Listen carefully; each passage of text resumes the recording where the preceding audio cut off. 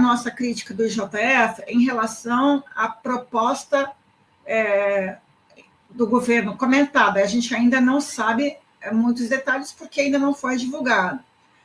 O governo fala em taxar em 10% apenas as rendas elevadas, né?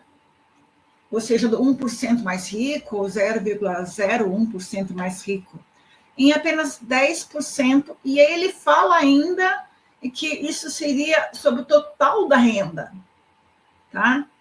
Sobre o total da renda, se somar todos os rendimentos, ele tem que ter tributação mínima de 10% sobre o total da renda.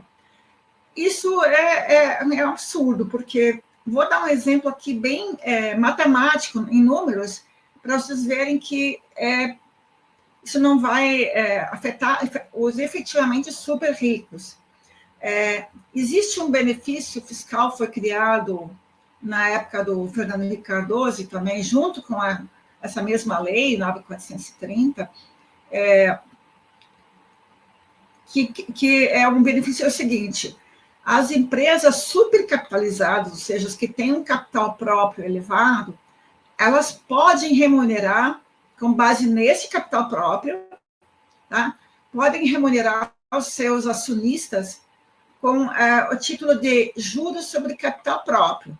E esses juros pode ser deduzido do lucro tributável da empresa, tá? Isso faz com que o lucro tributável da empresa, tá, tenha um benefício de redução de 19% quando é empresa comum. E quando é uma instituição financeira, esse benefício de redução da base tributável do imposto de renda pessoa jurídica é 30%. Então, essa remuneração aos acionistas a título de juros sobre capital próprio, ele é tributado uma alíquota exclusiva de 15%. Exclusiva significa que ele não vai somar com os demais rendimentos no final do ano e tributar de acordo com a tabela progressiva, que tem uma alíquota de até 27,5%.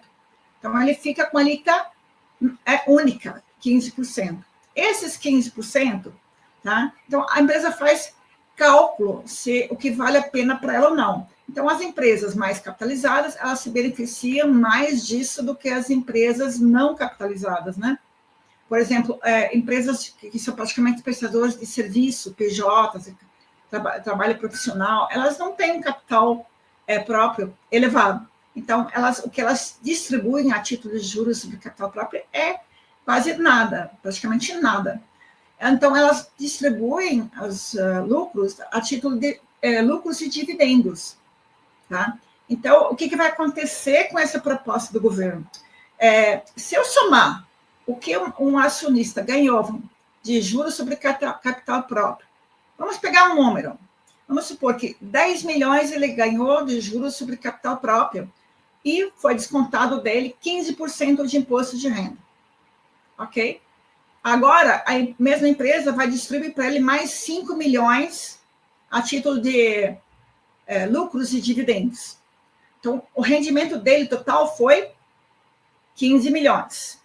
15 milhões. Ele já pagou 15% sobre 10, ou seja, 1,5 milhão de imposto sobre o JCP, juros sobre capital próprio.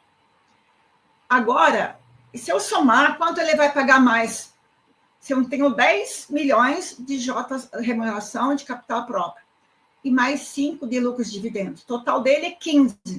10% que o governo quer cobrar sobre os 15 vai dar 1,5 milhão que ele já pagou a título de juros sobre capital próprio. Ou seja, ele não vai pagar mais nada.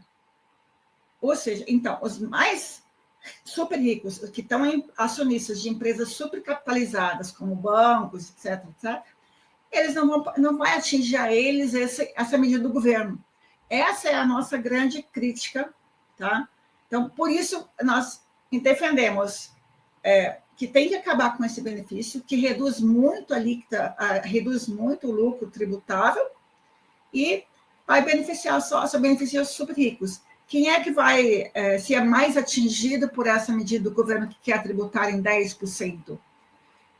São os profissionais liberais, que têm empresas de advocacia, médicos, dentistas, ou seja, os pejotizados, como a gente fala, né?